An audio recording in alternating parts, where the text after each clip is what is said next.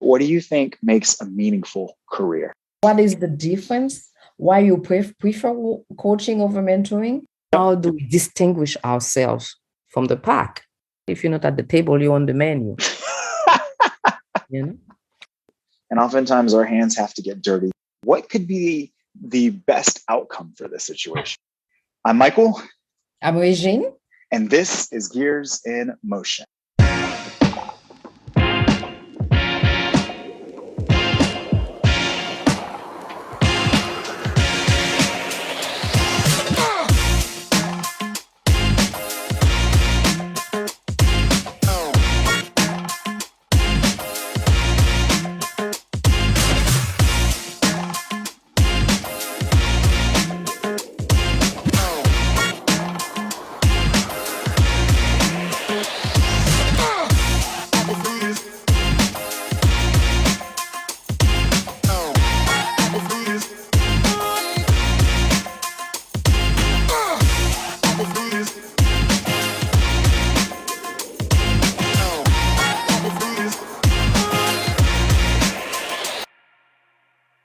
One of the things that I heard I'm trying to plug in too to see if we more women will stay in the, Right. also will stay in the field. So, but thank you. I do understand. So how do you think the industry, what can we do as an industry to, in your own, from your own perspective, to retain more women and more millennials in the industry, from your perspective?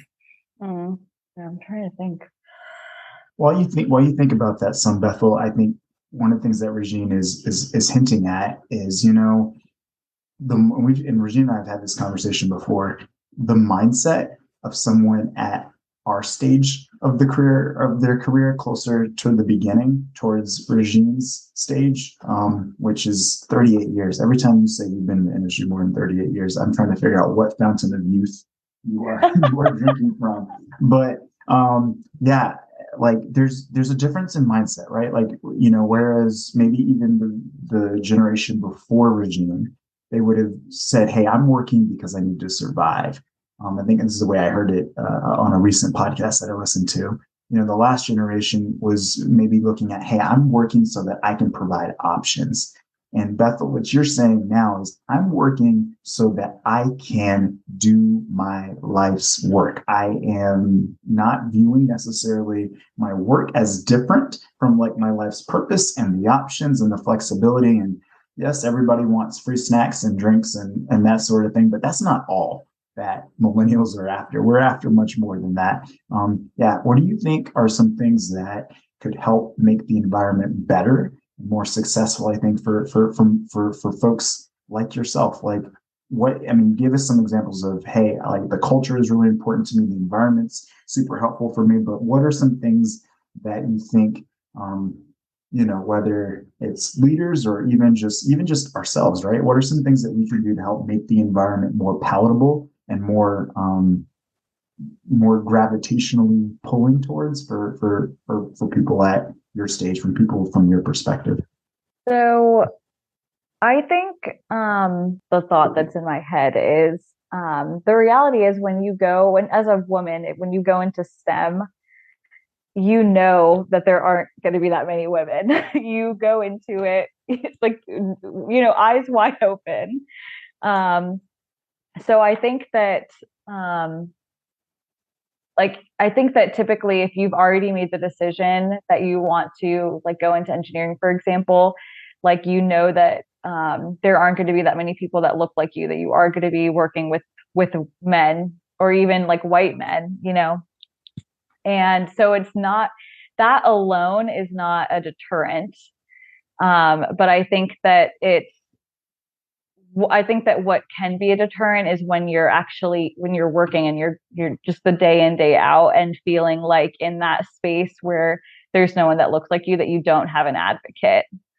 And so I'm thankful because I did have an advocate. I do have an advocate.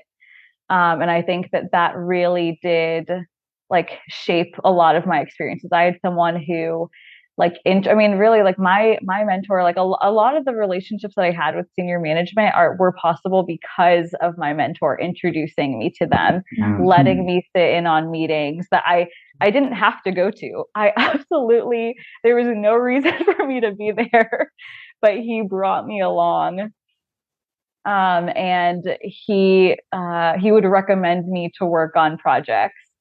And he just stretched me. He would always stretch me, even to the point sometimes of where it felt overwhelming, but I was always grateful because he was putting me in rooms that I would have never had an opportunity to be in.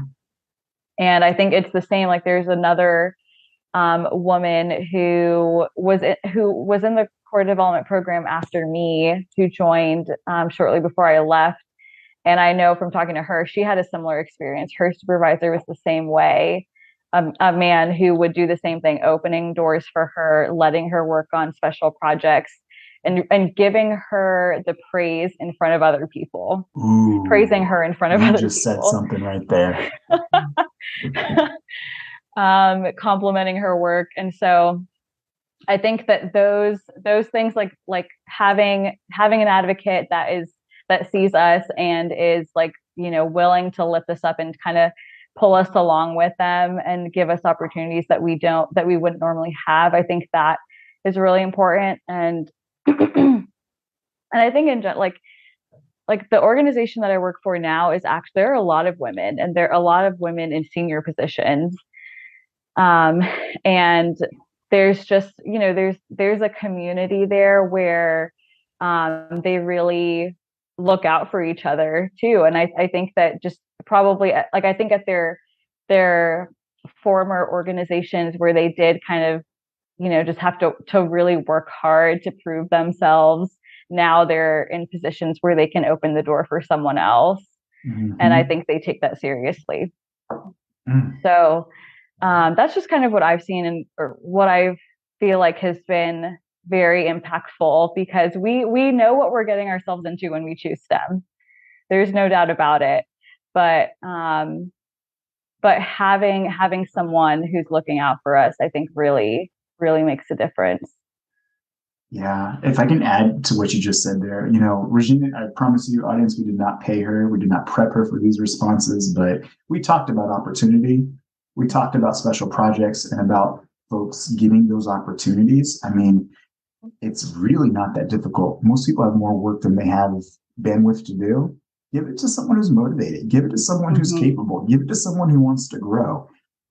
But then I think the thing that I love that you said, and I love hearing, sounds like, folks, if there's openings for DRPT, you need to come find Bethel. But the thing that I love that you said is you gave him praise in front of other people. I think that can be really discounted sometimes, in the fact that you are coming to the table, you're offering, you're doing good work, and then there's no praise. They might tell you, behind a closed door, great, you've done fantastic. But when it comes to getting that recognition in front of others and saying, like, hey, this is my colleague, she's doing excellent work and she's allowing you to shine. It's not like, you're getting an opportunity that you can't step up to the plate for, but you're getting an opportunity, you're excelling, you're knocking it out of the park, and then you have the praise to go along with it. That alone, I think, sometimes can help lift you up out of the coals and out of the fire when you are burnt out, when you are getting knocked down, because you're like, oh, I'm doing all this. And you ask yourself, like you said, Bethel, does this even matter?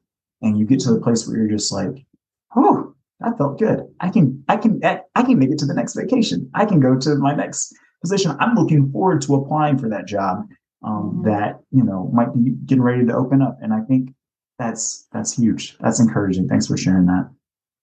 Yes, thank you. Thank you so much. Because I hope employers, managers, supervisors that are listening actually take that back, because we talk about recruiting very often. The recruiting class looks great, it's diverse, etc. But then the difficulty is in retaining, right? People. And I think that the answers that you provided to the last questions give us clues as to how we can better retain people if we advocate for them we give them the opportunities that we give everyone else, and also we advocate and sponsor them and offer, and give them praise for work well done, and actually reward them for that as well. So thank you so much, Bethel. Mm-hmm. Yeah. And I think it goes beyond, as you mentioned earlier, people are looking for compensation increases, but people are also looking for basic recognition of of a job well done, particularly in front of other people. I think it speaks, there's a level of humility there as well. And I think where you get some joy as a mentor, as a supervisor, to say, hey, this is so and so, and they've done a fantastic job for me. And let me tell you about some of the things that they've done. And frankly, honestly, when it comes down to resources and slots for, hey, I need some, X, Y, and Z people on my team. If you've got a job open for 30 days at a big organization and you can't find somebody from within, in a lot of cases, it's saying more about you as a manager and you as a supervisor versus the role and maybe what's required. But I'm so encouraged that your mentor and supervisor pushed you in that way, gave those opportunities, and then recognized you for that. Recognizing to the point where, hey, I've got an opportunity somewhere else. You never know where another door might open up, and you are able to compete successfully because you're capable, you're qualified, and you've got the track record as well to go with that. Tell us where you see yourself in 10 years from now. I don't know. I think, well, I'll say kind of in response to what, Mike, you were just saying. I was thinking that something that I have seen just, in my time in the workplace is a lot of times people feel threatened, and that's often why they don't advocate for someone else. Because they feel like their place, their position is going to be threatened if they do that. If someone else shines, then it takes light away from them. And so I think that is probably something that needs to change too. Like you said, there is more than enough work to go around, and I've been hearing from people too, especially in the transportation field, there are not enough engineers. Yep. There is a huge shortage, and I know that that's why it's even more important that that there are some, like, I think, kind of systemic and cultural changes that happen. But a rising tide rises all ships, right? So I think that I've worked with a lot of people who felt like that they had to protect what they had built for themselves. And didn't see the value in, supporting someone and then having that person turn around and just talk about what a great mentor and advocate that person was. And there's a lot of value, I think, in that. Because I will, even now, I speak so highly of my mentor because he's done so much for me. And I know, all the work that he's put into himself and into the organization, and I would be willing to I just be willing to support him in anything that he does, just like he's done the same for me. And I think that I just feel like that says a lot. I had an employee kind of in the huge HR situation that I had at my last job. I had the employee that kind of was in the center of all of it. Tell me, when I left, she said, well, if you ever need someone to write a reference for you, let me know. I'm willing to write a reference for you. Just because she felt like the experiences that we had of me really trying to support her through kind of the disaster that she had created for herself, that she felt like that I was someone that supported her so well that she wanted to do the same for me. And I really I still think about that. I really value the fact that I was able to make an impact in her life, because that goes beyond what we do every day at work. And so I think that really looking past ourselves, not feeling threatened, not feeling like we have to protect ourselves, but giving ourselves away, wanting to encourage each other, and knowing that there's more than enough to go around. There's way more than enough to go around. Yeah. Thank you. This is ministry in the STEM. This is Regine. This is Michael. Until next time.